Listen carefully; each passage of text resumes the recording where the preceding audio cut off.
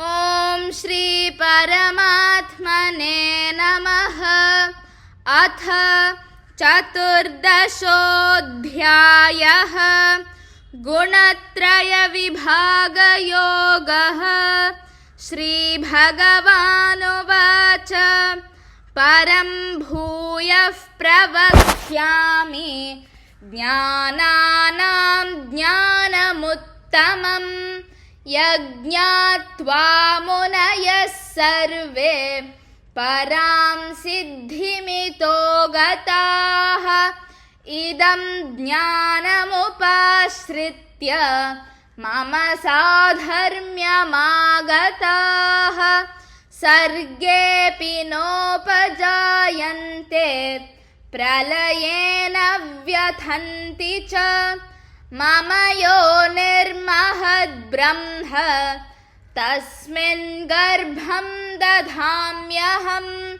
सम्भवः सर्वभूतानां ततो भवति भारत। सर्वयोनिषु कौन्तेय मूर्तयः सम्भवन्ति याः तासां ब्रह्ममहद्योनिः। अहं बीजप्रदः पिता। सत्त्वं रजस्तम इति गुणाः प्रकृतिसम्भवाः। निबध्नन्ति महाबाहो देहे देहिनमव्ययम्। तत्र सत्त्वं निर्मलत्वात् प्रकाशकमनामयम्। सुखसङ्गेन बध्नाति ज्ञानसङ्गेन चानघ। रजो रागात्मकं विद्धि तृष्णासङ्गसमुद्भवम्। तन्निबध्नाति कौन्तेय कर्मसङ्गेन देहिनम्। तमस्त्वज्ञानजं विद्धि मोहनं सर्वदेहिनां। प्रमादालस्य निद्राभिः तन्निबध्नाति भारत। सत्त्वं सुखे सञ्जयति रजः कर्मणि भारत। ज्ञानमावृत्य तु तमः प्रमादे सञ्जयत्युत। रजस्तमश्चाभिभूय सत्त्वं भवति भारत। रजः सत्त्वं तमश्चैव तमः सत्त्वं रजस्तथा। सर्वद्वारेषु देहेऽस्मिन् प्रकाश उपजायते। ज्ञानं यदा तदा विद्यात् विवृद्धं सत्त्वमित्युत। लोभः प्रवृत्तिरारम्भः कर्मणामशमस्पृहा। रजस्येतानि जायन्ते विवृद्धे भरतर्षभ। अप्रकाशो प्रवृत्तिश्च प्रमादो मोह एव च। तमस्येतानि जायन्ते विवृद्धे कुरु नन्दन। यदा सत्त्वे प्रवृद्धे तु प्रलयं याति देहभृत्। तदोत्तमविदां लोकान् अमलान् प्रतिपद्यते। रजसि प्रलयं गत्वा कर्मसङ्गिषु जायते। तथा प्रलीनस्तमसि मूढयोनिषु जायते। कर्मणः सुकृतस्याहुः सात्विकं निर्मलं फलम्। रजसस्तु फलं दुःखम् अज्ञानं तमसः फलम्।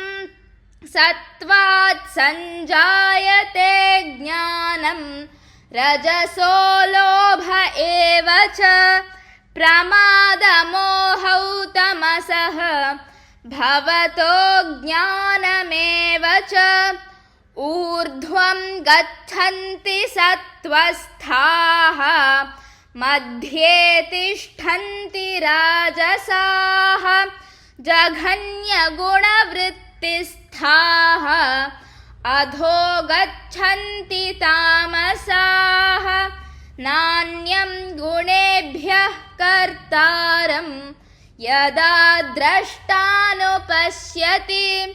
गुणेभ्यश्च परं वेत्ति मद्भावं सोऽधिगच्छति गुणानेतानतीत्यत्रीन् देही देहसमुद्भवान् जन्म मृत्युजरा दुःखैः विमुक्तोऽमृतमश्नुते। अर्जुन उवाच कैर्लिङ्गैस्त्रीन् गुणानेतान् अतीतो भवति प्रभो किमाचारः कथं चैतान् त्रीन् गुणानतिवर्तते। श्रीभगवानुवाच प्रकाशं च प्रवृत्तिं च मोहमेव च पाण्डव न द्वेष्टि सम्प्रवृत्तानि न निवृत्तानि काङ्क्षति। उदासीनवदासीनः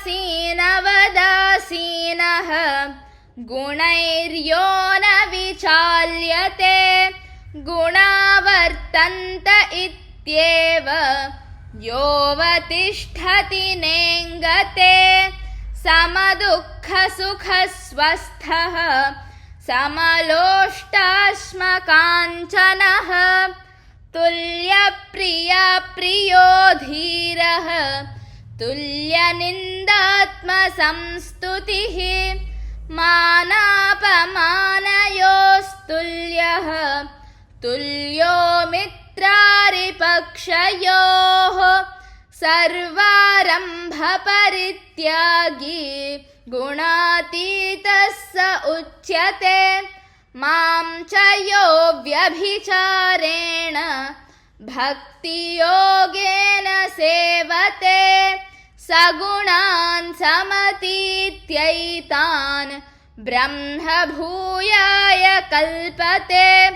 ब्रह्मणो हि प्रतिष्ठाहम् अमृतस्याव्ययस्य च शाश्वतस्य च धर्मस्य सुखस्यैकान्तिकस्य च। ॐ तत्सदिति श्रीमद्भगवद्गीतासु उपनिषत्सु ब्रह्मविद्यायां योगशास्त्रे श्रीकृष्णार्जुनसंवादे गुणत्रयविभागयोगो नाम चतुर्दशोऽध्यायः।